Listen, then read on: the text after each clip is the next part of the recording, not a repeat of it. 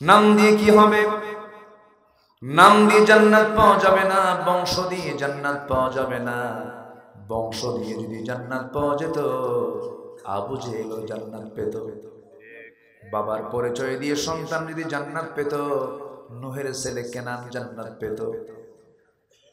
সন্তানের পরিচয় দিয়ে যদি বাবা জান্নাত পেত, ইব্রাহিম আলাইহিস সালামের বাবা আজর জান্নাত পেয়ে যেত।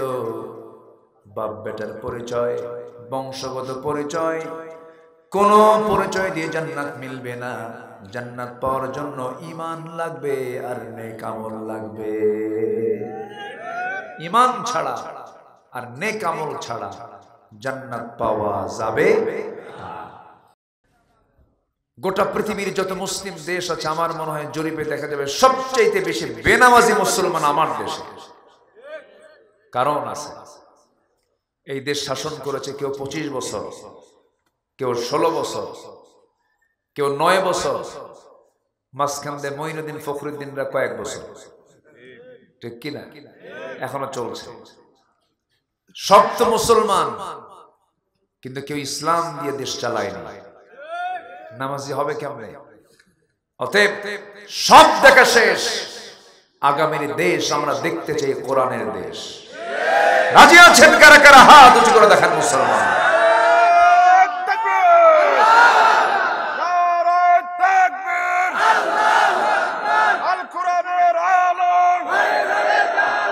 সংসদে চালো, কোরআন ছাড়া অন্য কিছু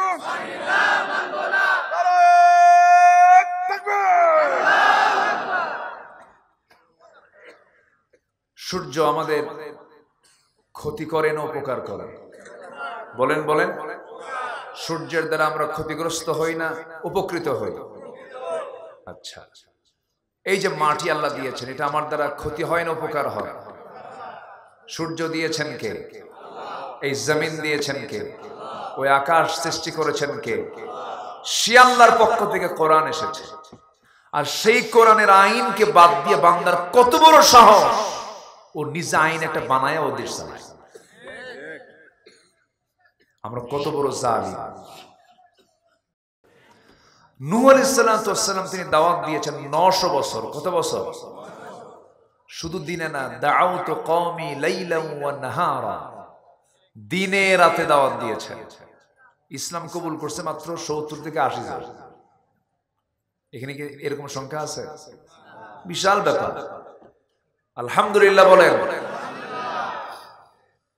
এক একজন বাংলাদেশ মনে করবেন, আমি একটা বাংলাদেশ। বিপ্লব হয়ে যাবে।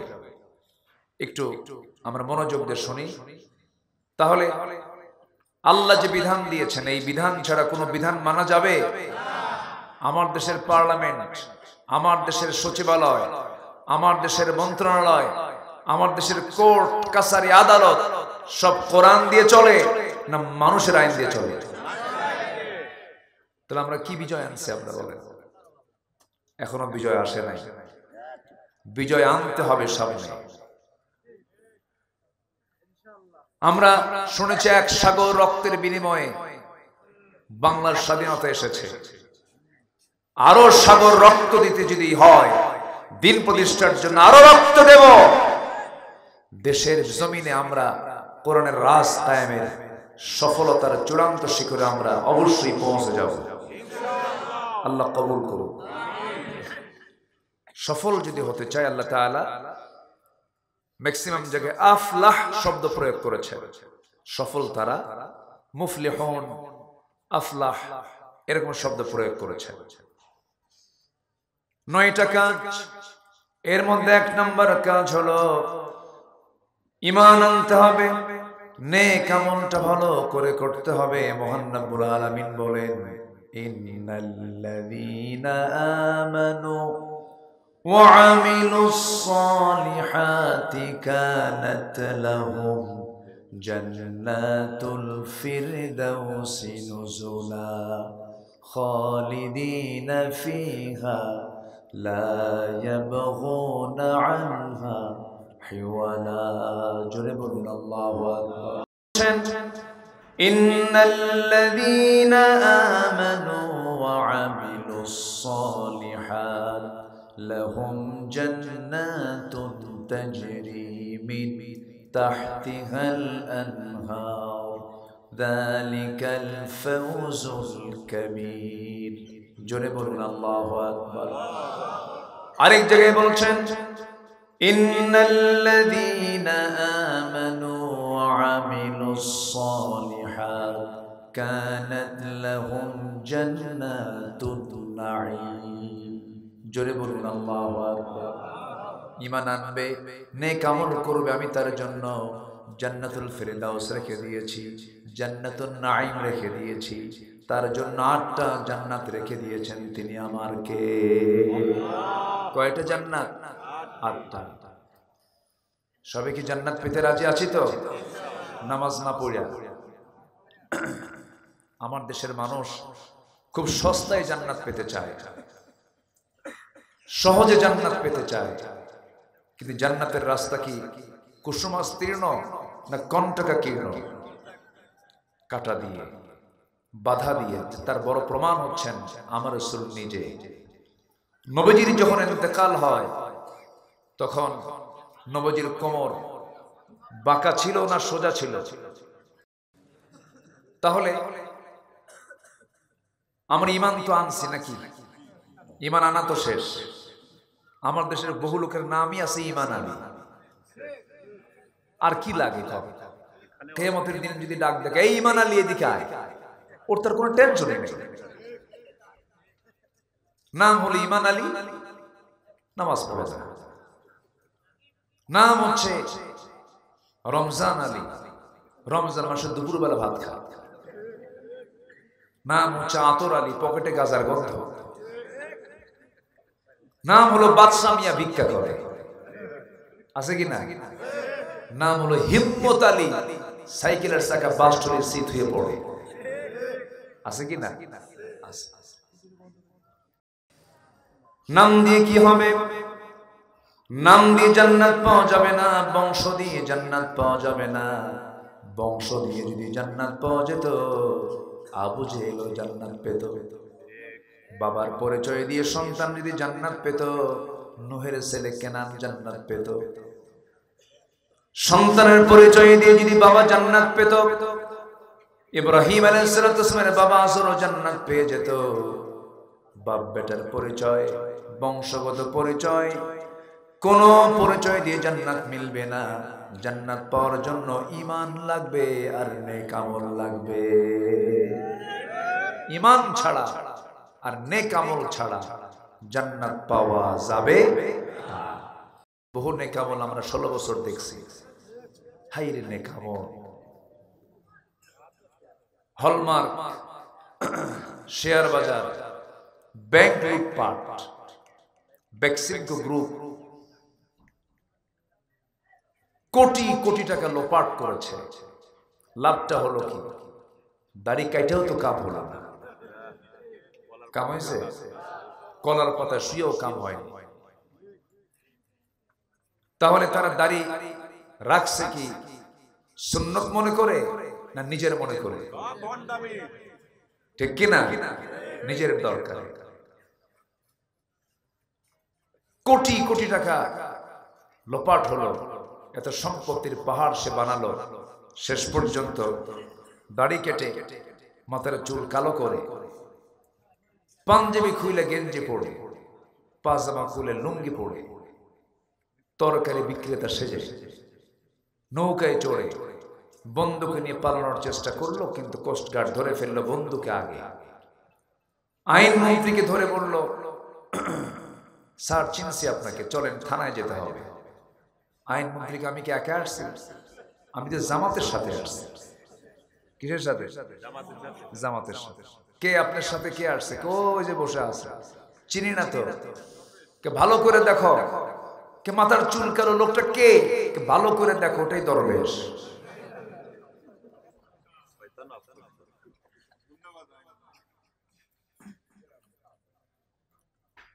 আইন মন্ত্রী একা যাবে না তো জামাতে আসছে জামাতি যাবে আমি একা যাবো কেন এখান থেকে শিক্ষা আছে জালিমরা জালিমকেও ছাড় দেয় না কিন্তু ইমানদাররা ইমানদারের জন্য জীবন দিতে প্রস্তুত থাকে। জোরে বলি সুবহানাল্লাহ। এটাই হলো তফাৎ। চিন্তা করুন, সব থুইয়া চলে গেছে। আল্লামা সাঈদীর সাথে আমার 2009 সালে প্রথম হজের সফর হয়, একই বছর। সেই সফরে ওনাকে বলা হলো, মামলা হয়েছে, ট্রাইব্যুনাল গঠন হচ্ছে, আপনি দেশে আর যাওয়ার দরকার নেই। উনি বললেন, আমার দল, আমার কর্মী, আমার মুহিব্বিন, আমার ভক্ত, এরা মুসিবতে থাকবে, এরা জেল খাটবে, আর আমি আরামে দেশে বিদেশে বসে থাকবো? এই শিক্ষা রাসূল দেননি। আমি দেশের মাটিতে চলে যাব, প্রয়োজনে জেল খাটবো, তবুও বাতিল শক্তির কাছে মাথা নত করবো না। উনি কি আসেন নাই দেশে? আসেন নাই? দেশে ফিরেছেন, জেল কেটেছেন। কিন্তু আলেমরা পালায় না হাসিনা পালায়? আস্তে করতে করতে আলেমরা পালাইছে, আলেমরা পালাইছে। আমাদেরকে 16 বছর শুধু বলেছে রাজাকার, রাজাকার, রাজাকার। কোন রাজাকার পাকিস্তানে যায় নাই। ভারতীয় রাজাকাররা সব দিল্লি গিয়ে বসে আছে। আল্লামা সাঈদীর কথাটা পূর্ণ হতে হবে না? উনি তো বলেই দিয়েছেন 25 বছর আগে, গাছের গোড়ায় নাড়া দেব, মাও বড়ে দিল্লি গিয়ে পড়বা। পালানোর জন্য একটা ইঁদুরের গর্ত খুঁজে পাবা না, পায় নাই। কালামানি কামান নামেও লিস্ট করেছিল, 116 জন আলিমের তালিকা করেছিল, এর মধ্যে আমার নামটা ঢুকাইছে। বেশি দিন লাগে নাই, আলিমদের তালিকা করেছো তোমরা, আল্লাহ তোমাদের এমন তালিকায় ফেলে দিচ্ছেন, সিলেটবাসীকে ধন্যবাদ, ভালো আপ্যায়ন করছে, বিসি শুদ্ধ আউট করছে। কি কি ঠিক আছে না? জালিম এগুলো হাসে না। এই শামসুদ্দিন মানিকের মুখে কিন্তু কোনো হাসিও নাই। যারা হাসে না ওদের বউরে থাকে কেমনে বুঝি না আমি কিছু। যে মহিলার স্বামী হাসবে না, উৎফুল্ল থাকবে না, ওর বউ তো সকাল সন্ধ্যা একটাই দোয়া করবে, আল্লাহ এই আযাব থেকে বাঁচাও, মরবে করবে। এত বড় বদমাইশ সেই লোকটা আল্লামা সাঈদীর বিরুদ্ধে ফাঁসি দিয়ে বলে, আমি ফাঁসির রায় দিয়েছি।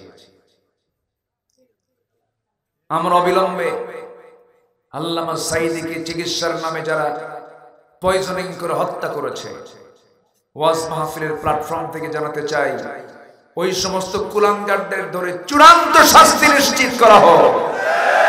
রাজি আছেন কারা কারা? হাত উঁচু করে দেখা।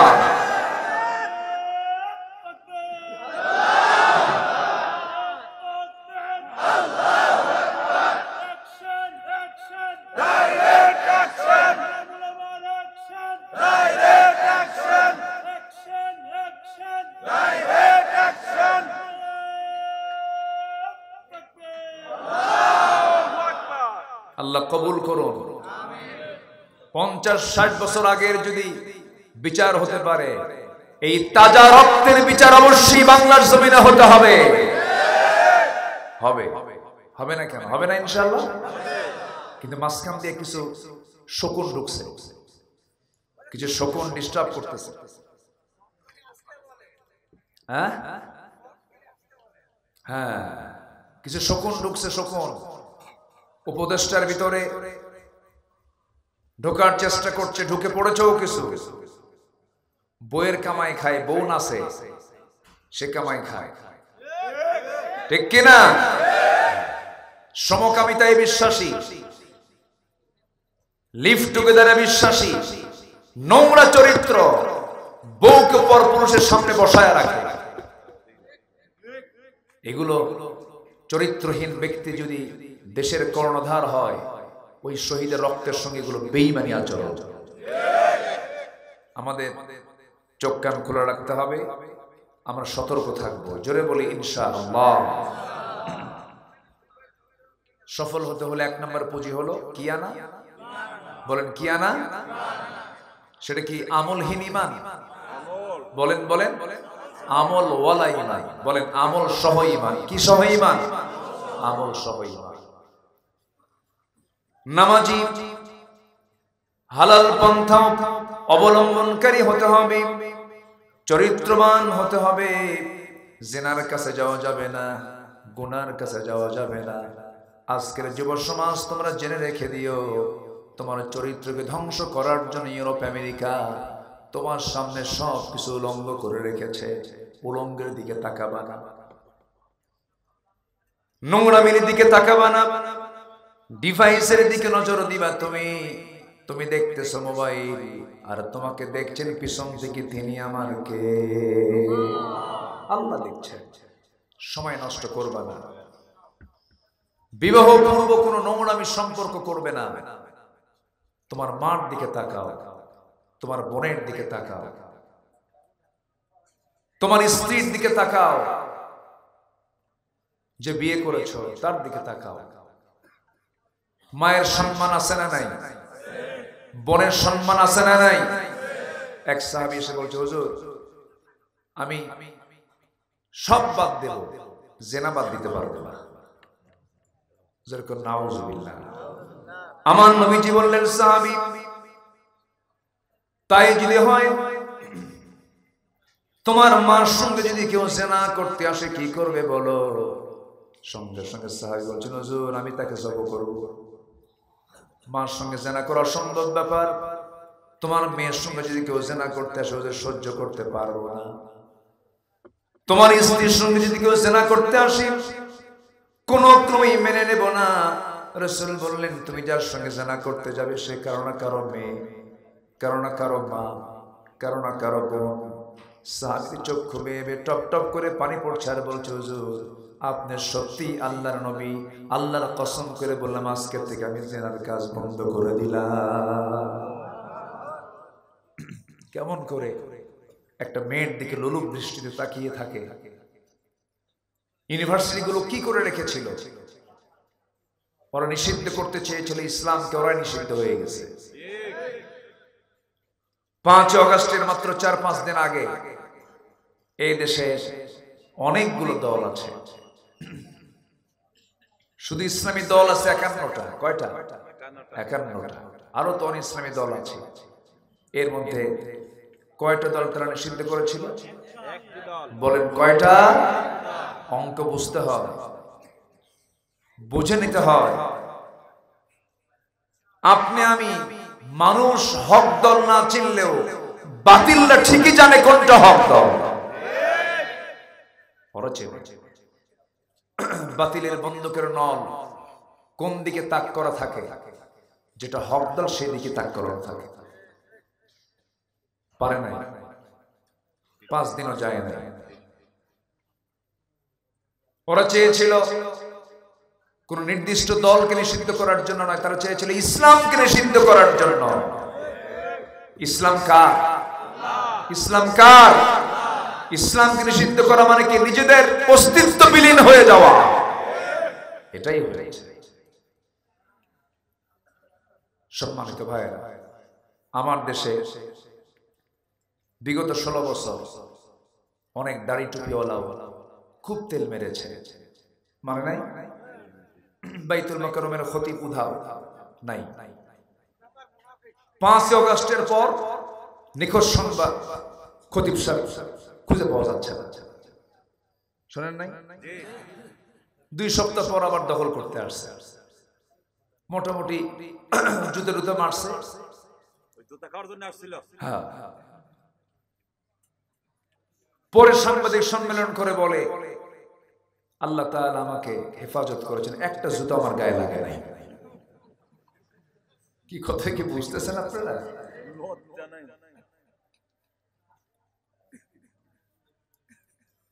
গণজাগরণের মঞ্চে গিয়ে বলে, আমি আমার জীবনের শ্রেষ্ঠ কাজ আমি এখানে এসে করতে পেরেছি। তাদের মুখে অন্তত এই জাতীয় বক্তব্য মানায় না। উচিত তাদের প্রকাশ্যে ক্ষমা চাওয়া। সম্মানিত ভাইয়েরা, তাহলে সফল হওয়ার জন্য 1 নম্বর পুঁজি হলো আমরা ঈমান আনবো আমলের সাথে। জোরে বলি ইনশাআল্লাহ। ঈমান আনবো কিসের সাথে? আমলের সাথে।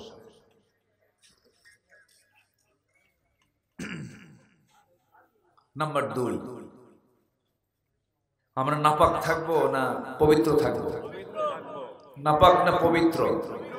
পবিত্র হচ্ছে ব্যবসা, আর সুদ কি? যেরকম সুদ আছে চাটমোহন, সুদ আছে, সুদ খাওয়া যাবে? সুদ খাওয়া কি? সুদ দেওয়া কি?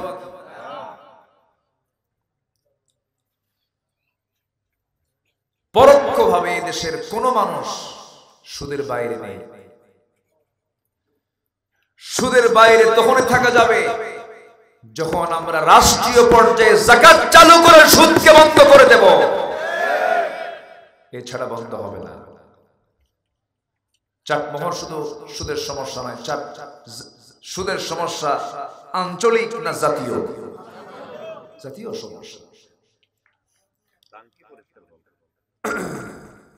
জি,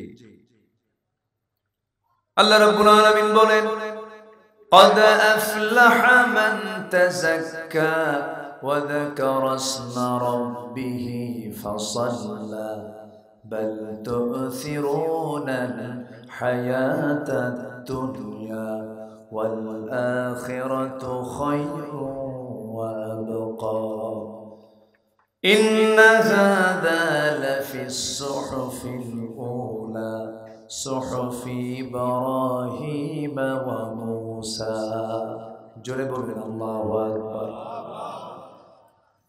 হাজার কোটি টাকার মালিক সফল নয়, বিসিএস ক্যাডার সফল নয়, রাষ্ট্রপতি সফল নয়, এমপি মন্ত্রী সফল নয়। আল্লাহ বলছেন সফল তো সেই যে তার নফসকে পরিশুদ্ধ করতে পেরেছে। জোরে বলি সুবহানাল্লাহ। কি শুদ্ধ করতে হবে? নফস।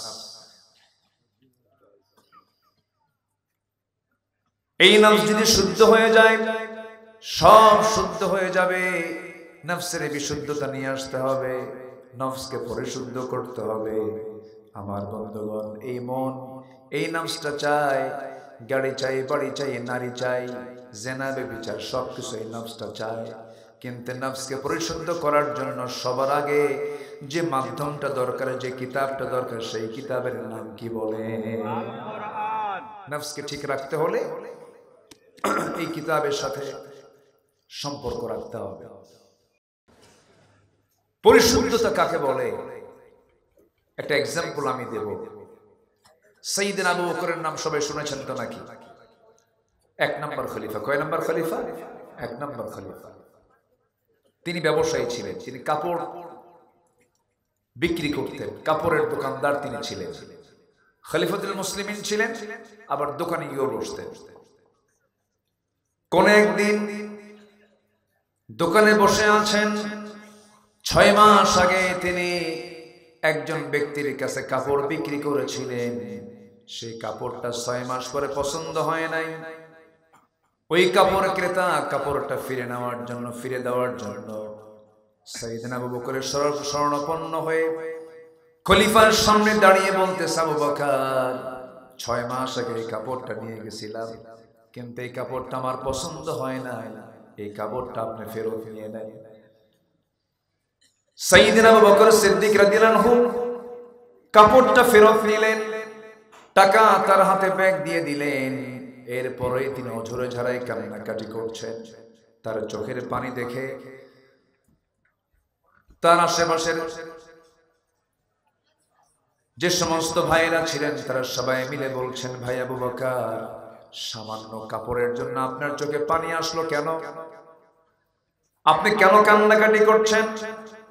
কাপড় পছন্দ হয় নাই, ফেরত দিয়ে গেছে, আপনি তাকে টাকা দিয়েছেন, আপনি কেন কাঁদতেছেন? কারণটা কি? তিনি বলছেন, আল্লাহর কসম করে বলি, কাপড় ফেরত দিয়েছে এই জন্য আমি কান্দি না, আমার কান্নার কারণ হলো আল্লাহর এই গোলামের কাপড় পছন্দ হয় নাই, আমার কাছে কাপড়টা ফেরত দিয়ে টাকাটা ফেরত নিয়ে চলে গেছে, হিসাবটা ক্লিয়ার হয়ে গেল। কিন্তু আমি আবু বকর যেদিন মারা যাব, দুনিয়া থেকে বিদায় নেব, আল্লাহর সামনে যখন হাজিরা দিতে যাব, আল্লাহ আমার সামনে যখন দাঁড়িয়ে বলবেন, ও আবু বকর, এই যে তোমার নামাজ, এই যে তোমার রোজা, এই যে তোমার জিহাদ, এই যে তোমার দান সাদকা, কোন ইবাদত আমার দরবারে কবুল হয় নাই, এই আমল নামাগুলো আবু বকর তুমি ফেরত নিয়ে যাও। সেই ফেরত নেওয়া আমলগুলো নিয়ে আমি আবু বকর কোথায় যাব, এই জন্য আমি কাঁদি। আল্লাহু আকবার। এগুলো হচ্ছে পরিশুদ্ধতা, এগুলো হচ্ছে ফিকির। আখিরাতের জিন্দেগিতে আমি কি করব, আমি আল্লাহর সামনে কি জবাবটা দেব, এই চিন্তা যারা যত গভীর থাকবে তার ঈমান তত মজবুত থাকবে, ঠিক কিনা? সকল কিছুর জবাব দিতে হবে কার কাছে? সুম্মা লাতুসআলুন্না ইয়াওমাইযিন আনিন নাঈম। পরিশুদ্ধতা। সাইয়েদনা ওমর ফারুক রাদিয়াল্লাহু তাআলা আনহু এক বোতল মধু রাষ্ট্র থেকে পেয়েছেন। কিসের থেকে পেয়েছেন? রাষ্ট্র থেকে। এক বোতল মধু নিয়ে বাড়িতে আসলেন। বাড়িতে এসে বউটাকে ডাক দিয়ে বলছেন, বউ আমার, এক বোতল মধু আমি নিয়ে এসেছি, শুধু আমার জন্য নয়, আমার চতুর্পাশে 4 জন প্রতিবেশী আছে, এই 4 জন সহ আমরা 5 জন। এই 5টা ভাগ তুমি মধুর বোতল থেকে 5টা ভাগ করবে, 5টা ভাগ করে সমান সমান করে প্রতিবেশীর ঘরে তুমি একটা করে অংশ দিয়ে আসবে। মধুর বোতল স্ত্রীর হাতে দিয়ে ফেলেছেন।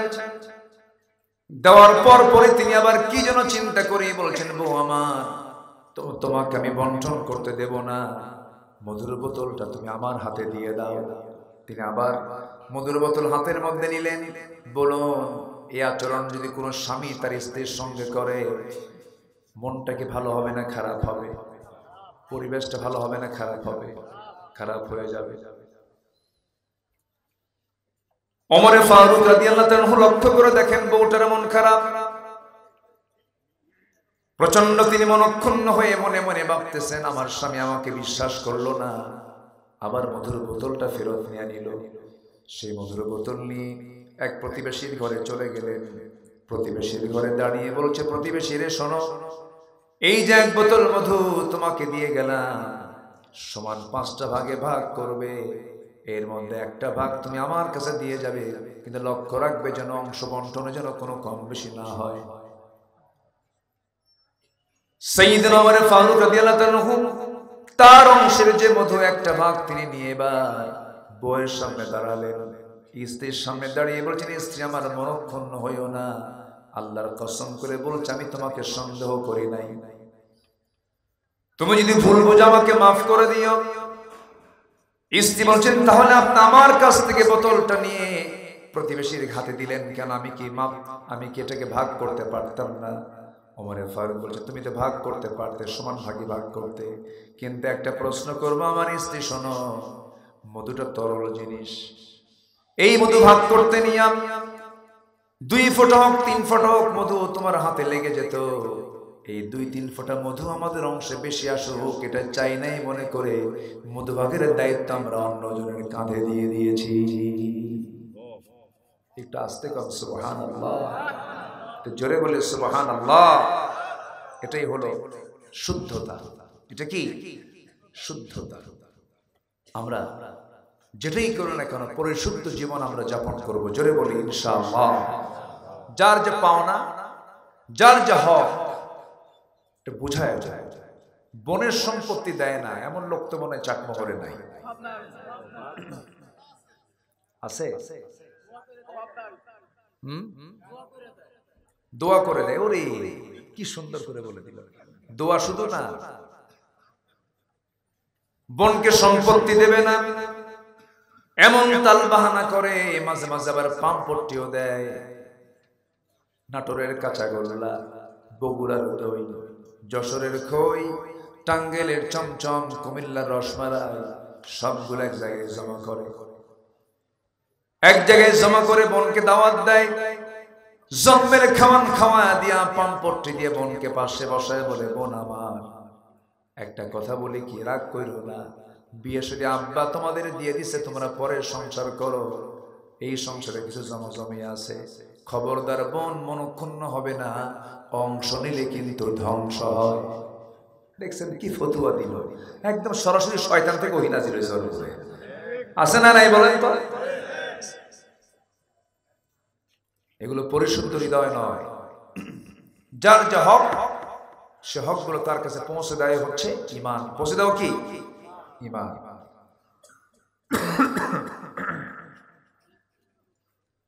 নাম্বার 3 হলো সত্যবাদী হওয়া, সত্যবাদীদের সঙ্গে টিকে থাকা।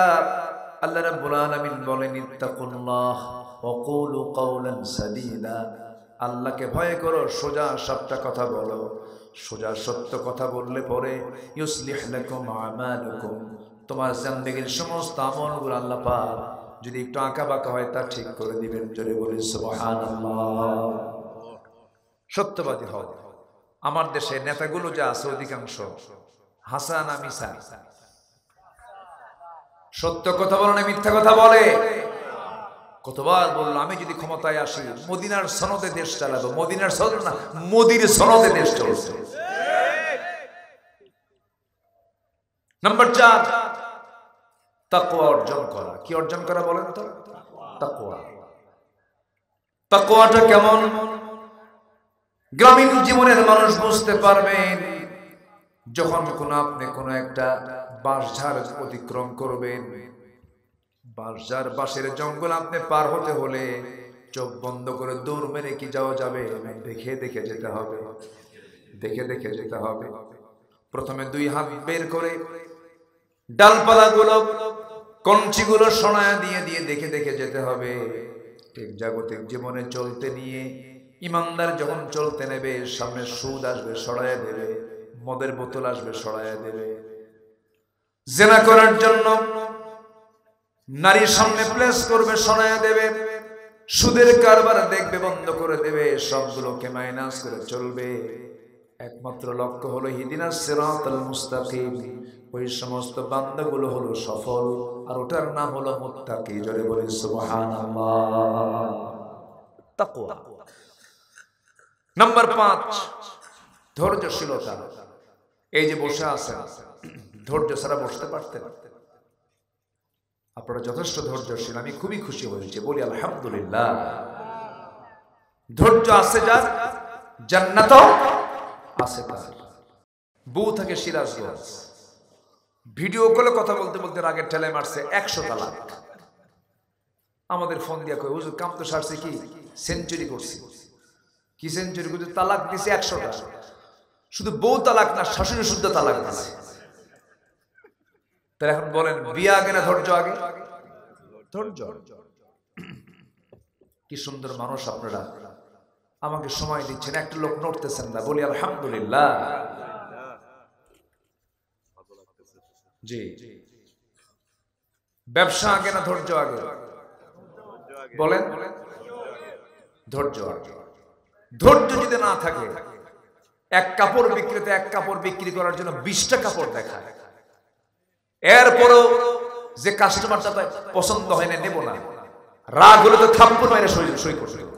20টা কাপড় দেখালাম, বেটা নিবি না, কি ঠিক কিনা বলেন? ব্যবসা করতে পারবে? পারবে না। কি দরকার? ধৈর্য দরকার। আল্লাহ বলছেন, ধৈর্যশীল হও, আমি তোমার সাথে আছি। যেরকম সুবহানাল্লাহ। অনেকে নামাজ পড়ে, কিছু মুসল্লি আছে খুব ধৈর্যহীন। ইমাম সাহেব নামাজ একটু লম্বা করে, সূরা একটু বড় করছে, পিছন থেকে কি কবে, আর লম্বা করলে তো আর কোনো লোকমা দেওয়া যাবে না, লোকমার বিকল্প বের করছে। আছে না নাই বলেন তো? খুব বেকায়দা। ধৈর্য ছাড়া পৃথিবীর কোনো কিছুই অর্জন করা সম্ভব না। আল্লাহর রাজি খুশি অর্জন করা সম্ভব না। কত ত্যাগ, কত কোরবানি সাহাবীদের জীবনে আসছে, কি ধৈর্যের পরীক্ষা তারা দিয়েছেন।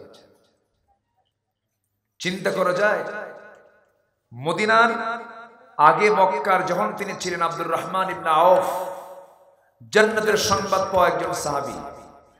মিলিয়নার ছিলেন, মিলিয়নার, কোটি কোটি টাকার মালিক তিনি ছিলেন, এক্সপোর্টার ছিলেন, ইম্পোর্টার ছিলেন। সেই লোকটা ইসলাম কবুল করলেন, বউ থুইয়া, সন্তান থুইয়া, সব থুইয়া মদিনায় চলে গেছে নবীর সাথে। আমার নবী যে একদিন দেখে ফেললেন, দেখে ফেলে চোখের পানি আটকাতে পারলেন আর বলেন, আব্দুর রহমান, নিজের চোখ সাক্ষী, তুমি যখন মক্কায় ছিলা কোটি কোটি টাকার মালিক ছিলা, আজকে তুমি মদিনায় এসেছো, সব তোমার মাইনাস হয়ে গেছে, বউটাও নাই, এত বড় কষ্ট তুমি পাচ্ছ, তোমার কি একটু কষ্ট হয় না? আব্দুল হামিদ রাউফ মুস্কি মুস্কি হাসি মেরে বলছে, হুজুর, মক্কা থেকে মদিনায় হিজরত করে আর কিছু না পাই, আল্লাহ এবং রাসূলকে আমি পেয়ে গেছি। জোরে বলি সুবহানাল্লাহ, আরো জোরে বলি সুবহানাল্লাহ। জিকির করি লা ইলাহা,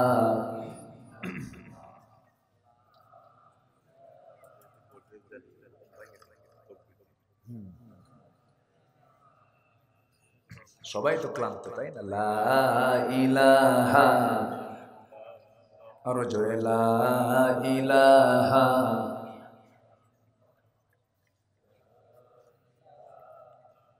আরো জোরে লা ইলাহা, লা ইলাহা ইল্লাল্লাহ মুহাম্মাদুর রাসূলুল্লাহ সাল্লাল্লাহু আলাইহি ওয়াসাল্লাম। নাম্বার 7 হলো আল্লাহ এবং তার রাসূলের আনুগত্য করা। এক জায়গায় না সব জায়গায়? সব জায়গায়। আস্তে কবেন না, এক জায়গায় না সব জায়গায়? দাড়িতে রাসূল, আতরে রাসূল, মেসওয়াকে রাসূল, দেশ চালাতে আমেরিকা, দেশ চালাতে ইউরোপ, দেশ চালাতে অন্য বিধান। এটা নবীর উম্মত নয়, এটা নবীর উম্মতের কোনো পরিচয়, এটা ভণ্ড, এটা প্রতারক। আছে না নাই? রাসূলকে মানবো আমরা এক জায়গায় না সব জায়গায়? সব জায়গায়। আল্লাহ রাব্বুল আলামিন বলেন, ওয়া মান ইউতি'ইল্লাহা ওয়া রাসূলাহু ফাকাদ ফাযা ফাওজান আযীমা। জোরে বলুন আল্লাহু আকবার। নাম্বার 7 হলো সৎ কাজের আদেশ দেওয়া, অসৎ কাজের বাধা দেওয়া। ওয়ালতাকুম মিনকুম উম্মাতুন ইয়াদউনা ইলাল খায়র ওয়া ইয়া'মুরুনা বিল মা'রুফি ওয়া ইয়ানহাউনা আনিল মুনকার ওয়া উলাইকা হুমুল মুফলিহুন। জোরে বলুন আল্লাহু আকবার। এই গ্রামের নামটা কি? বসেন। কি মারে? ও বয়েল মাছ। জি বসেন। সত্যের আদেশ দেওয়া। এই গ্রামে কোনো বেনামাজি থাক চান আপনি? চান না? তাহলে সময় এসেছে বেনামাজি যারা তাদের তালিকা করে, নামাজি ভাইদের টার্গেট হবে বেনামাজি আমার গ্রামে থাকবে না। একটা দাওয়াত দিয়ে আমরা তাদেরকে নামাজি বানাবো। জোরে বলি ইনশাআল্লাহ। যুবকরা তোমরা সিদ্ধান্ত নাও, আমার গ্রামের মাতব্বর যদি নামাজ না পড়ে তাকে ওয়ার্নিং দেব, চাচা নামাজ পড়েন, আপনার মাতব্বরে মানবো আমরা। নামাজ পড়বেন না, আপনার নেতৃত্ব মানি না। কি ঠিক কিনা?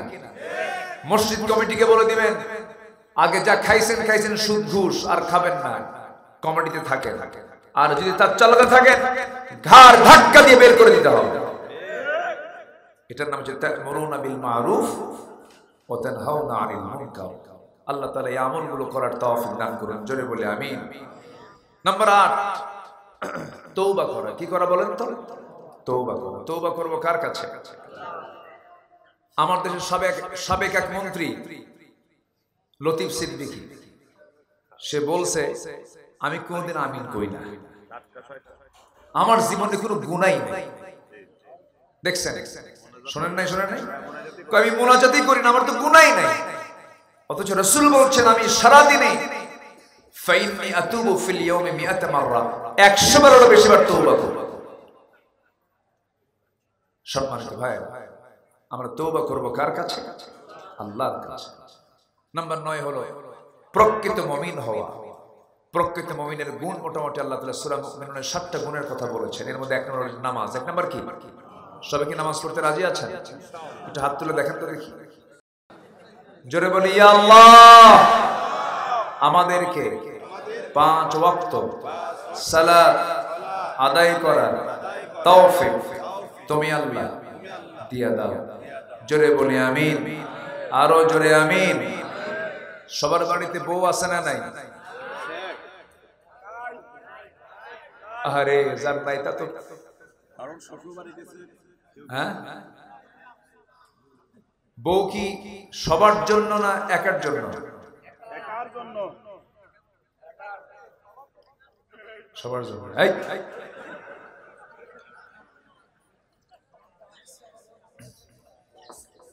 কি হলো?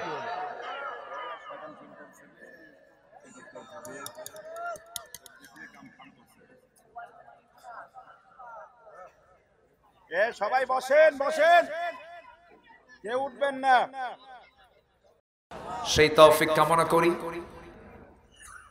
আমরা কাল বিলম্ব না করে, প্রায় 4টা বেজে গেছে, আমরা চাইবো কার কাছে বলেন তো? আল্লাহর কাছে। সবাই বলে সুবহানাকা আল্লাহুম্মা ওয়া বিহামদিকা আশহাদু আল্লা ইলাহা ইল্লা আনতা আস্তাগফিরুকা ওয়া আতুবু ইলাইকা। সবাই বলি ইয়া আল্লাহ, আমার জীবনের সগীরা কবিরা ছোট বড় সব গুনাহ তুমি আল্লাহ মাফ করে দাও, মাফ করে দাও। জোরে বলুন ইয়া রাব্বাল আলামিন। বউকে একজন দেখবে না সবাই দেখবে? একজন দেখবে। কে? তার নাম কি? কিন্তু কিছু স্বামী আছে দেখবেন একা দেখতে শেষ পছন্দ না, জাতিকে সহ দেখা আছে না নাই? আচ্ছা, এগুলো করা যাবে না। পর্দার পরিবেশ রাখতে হবে। পর্দার পরিবেশ প্রত্যেক বাড়িতে যেন কম্পালসারি থাকে। নামাজ যেমন ফরজ, পর্দা করাও ফরজ। আল্লাহ তুমি মা বোনদেরকে দ্বীন অনুশাসন মেনে চলার তৌফিক তুমি আল্লাহ দিয়া দাও। জোরে বলি আল্লাহুম্মা আমিন।